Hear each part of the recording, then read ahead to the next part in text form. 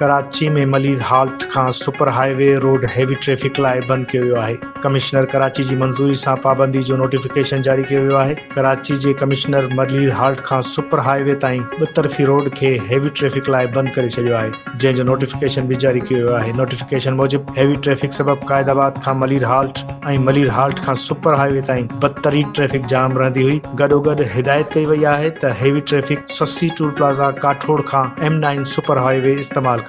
असां हिकु भेरो ॿीहर ॿुधाईंदो त कराची में मलिर हाल्ट खां super highway road heavy traffic लाइ बंद कयो वियो आहे। कमिश्नर जी मंज़ूरी सां पाबंदी जो नोटिफिकेशन जारी कयो वियो आहे। कराची जे कमिश्नर मलिर हाल्ट खां सुपर हाईवे ताईं ॿ-तरफ़ी रोड खे हेवी ट्रैफिक लाइ बंद करे छॾियो आहे, जंहिं जो नोटिफिकेशन बि जारी कयो वियो आहे। नोटिफिकेशन मूजिबि हेवी ट्रैफिक सबबि क़ायदाबाद खां मलिर हाल्ट ऐं मलिर हाल्ट खां सुपर हाईवे ताईं बदतरीन ट्रैफिक जाम रहंदी हुई। गॾोगॾु हिदायत कई वई आहे त heavy traffic Sassi toll plaza Kathore खां M9 सुपर हाईवे इस्तेमाल करे।